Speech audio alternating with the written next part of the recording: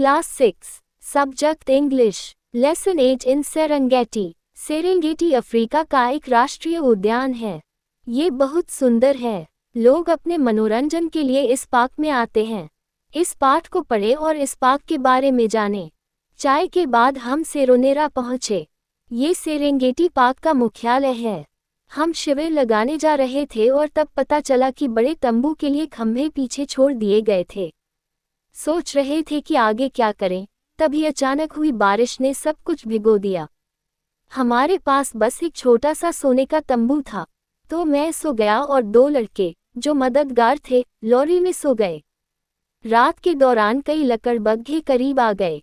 एक शेर इतना करीब आ गया कि मुझे सांस लेने की आवाज़ सुनाई दी। मुझे खुशी थी कि लड़के लॉरी में सुरक्षित सो रहे थे। अगली सुबह मैंने बेस कैंप को रिज के शीर्ष पर स्थानांतरित करने का फैसला किया। यहाँ, भले ही बारिश भारी हो, हम निश्चिंत हो सकते हैं कि हम फंसेंगे नहीं।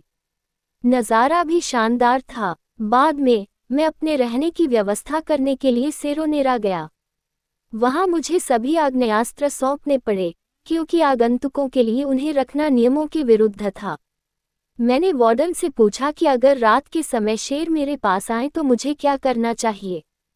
उसने मुस्कुराते हुए उत्तर दिया, उन्हें दूर भगाओ।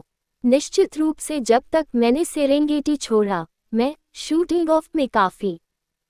अगली सुबह हम शेरों की तलाश में 25 मील की ड्राइव पर निकले। हमने उनमें से 3 को एक बड़े पेड़ के नीचे लेटे हुए पाया, एक शानदार बड़ा शेर और 2 बच्चे। थोड़ी देर बाद एक जेब्रा गरजता हुआ गुजरा। उसके पीछे रेसिंग इम्पाला का एक झुंड आया। घाटी के और नीचे मैंने एक पूर्ण विकसित शेरनी देखी। अगली सुबह हम जल्दी निकल पड़े। मैंने देखा कि 1 दर्जन चित्तीदार लकड़बग्घे एक दिशा में बढ़ रहे थे। उस सुबह जानवरों में कम से कम 50 इम्पाला का झुंड था, जिनके घुमावदार सींग, पतला शरीर और गहरा लाल रंग था। वे सबसे सुंदर मृगों में से हैं। हमारे पास आते ही एक लंबी छलांग लगाते हुए बड़ी खूबसूरती से आगे बढ़ गया और जल्द ही पूरा झुंड लयबद्ध तरीके से कूदने लगा। वापसी में हमने शेरों का झुंड देखा। पुरुष स्पष्ट रूप से रक्षक था, क्योंकि वह उनकी रक्षा करता था। उन्होंने एक बार भी हमसे नजरें नहीं हटाईं। योजक चिन्ह। अगले दिन हम घाटी के अंत तक गए, जहां हमने जंगली जानवरों और जेब्रा का एक विशाल जमावड़ा देखा। नदी के किनारे हमारी मुलाकात लगभग 100 भैंसों के झुंड से हुई। दोपहर को देर से लौटते हुए मैंने लोमड़ियों को लंबी घास के पीछे से झांकते देखा। उनके गोल कान बहुत बड़े हैं और वार्डन ने मुझे बताया कि वे उन्हें जमीन पर दबाकर सुनते हैं। ऐसा इसलिए ताकि वे पता लगा सके कि आसपास कोई चूहा है या नहीं। तभी वे इसे पकड़ सकते हैं। शुष्क मौसम आ गया था। जानवर अब पानी के गड्ढों और नदी पर निर्भर थे, जो सूखते नहीं थे। हालांकि इससे शिकारियों को भी मदद मिली। चूंकि वे ठीक जानते थे कि जानवर पानी के लिए कहाँ जा सकते हैं, वे उन्हें फंसा सकते थे और लाभ के लिए उनकी खाल बेचने के लिए उन्हें पकड़ सकते थे।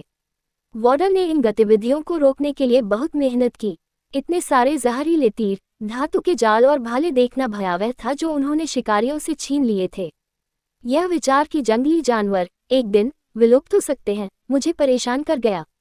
मैं जितने लंबे समय तक जानवरों के बीच रहूंगा, उतना ही अधिक मैं उनकी मदद करना चाहता हूं। यदि जंगली जानवर विलुप्त हो गए तो इससे प्रकृति का संतुलन बिगड़ जाएगा, जिसका मनुष्य भी एक हिस्सा है।